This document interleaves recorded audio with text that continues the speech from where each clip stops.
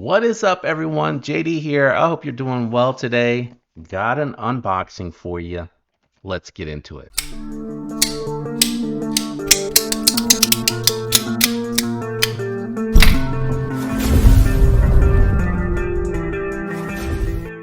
All right, so this is a couple of knives coming via the Lefty Pass Around group. Shout out and thanks to Kevin for letting me be a part of that group and getting to check these out. Let's jump in here and see what all is in here. This came with the Giant Mouse Ace Yacht, and I haven't had a chance to jump in here to really see what's in here. Okay, we got 3 knives and a cleaning tool. All right. I'm not really sure if he meant to include the cleaning tool and the microfiber cloth. Let's jump in here and see what it is. So I'm just going to go left to right, no particular order. Let's see here.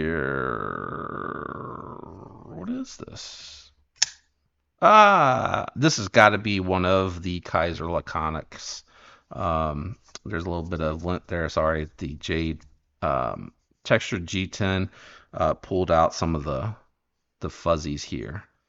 The porcupine. There you go. So we have one Kizer porcupine here.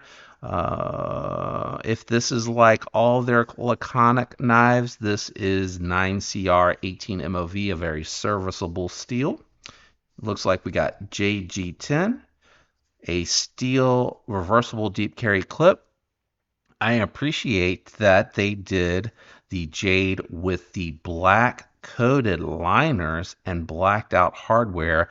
I prefer that the jade and the Ultim come with the blacked out liners. I actually think it gives it a little bit more of a richer colorway than if it does with the shiny stainless behind it. I think it actually looks better. So we have the porcupine. This is a 4-finger grip. You got a reverse tanto here for the blade shape, then geometry, good access to the lock bar, Kizer action, flipper tab only. Well, you can get the finger in there. If you can get it down low enough on that stainless steel, you can reverse flick it. Not intended to do that.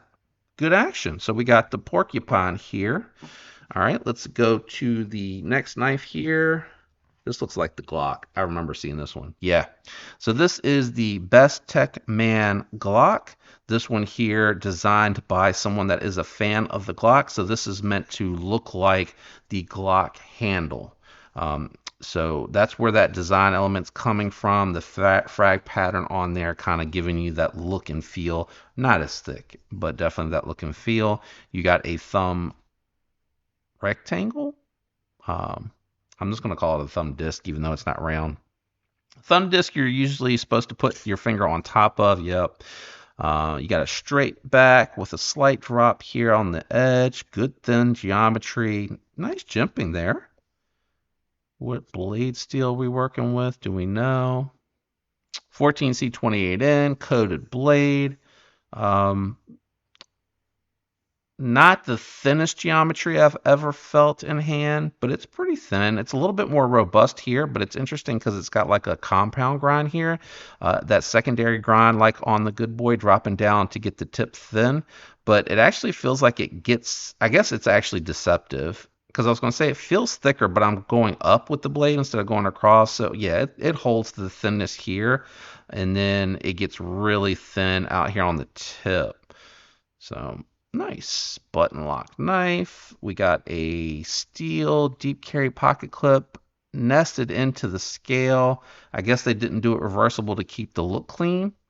This looks a little odd that they carved it back so much. With a disc, I feel like you could have left a lot more material there.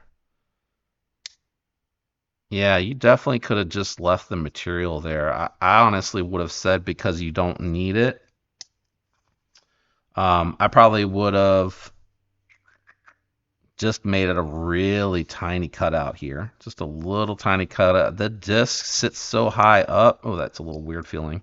The disc sits so high up on the blade, but also so high up over the scales that you could have, in my opinion, left the material on there. Man, Bestech, man. Um, they're doing a good job with these button locks. Let me see. Oop, that's the disc. It's just a little getting used to. Yes, solid feeling. Very cool. You got that Desert Warrior, in my opinion, look going on here. It feels a little funny too. You have really comfortable ergos back here, and then this feels just a little too thin for the finger, in my opinion. Interesting. We'll do a full review on that. All right, let's look at the last knife and wrap this up. I got to get out of here. This has got to be another laconic, and this is the Submarine. Okay. A little bit more curvature here. Oh, we got dual means of deployment. There you go, Kizer. There you go. Solid, versatile, deep steel, fold over carry clip, probably non-CR, 18 MOV. This one here, 3.5 finger grip for, this is more of a medium sized knife right out the gate. Good geometry, fuller. Yeah, it does kind of look like a submarine, doesn't it? Up here, doesn't it look like a submarine a little bit? Kind of does. A little tight on the lock bar access. Really good action. Good detent. Yeah, really cool. All right, so we got 3 that were in this mail call. I'll probably do separate videos for these. I did them all together in the last one. I'd like to do devoted videos for these because if you're looking at under $50 knives, these are going to be really interesting. So I'm going to devote full reviews to them and also compare to other knives that I have in the inventory that are under that $50 price point. But if you have questions about these, let me know. Links are below. They help the channel when you use them. Even if you're not buying these and you're just using them to go to the stores that I'm affiliates with, helps the channel so I can get stuff into review and look at that I'm interested in, that you may be interested in. I can do giveaways with those things. I can't with these because they're pass arounds. Thank you, Kevin, again. Shout out to everyone out there that leaves the likes, the comments, that is subscribes and watches the videos on a consistent basis. It does help the channel and I appreciate it. The love and support is very awesome. Hope you have a fantastic week, and until next time, peace.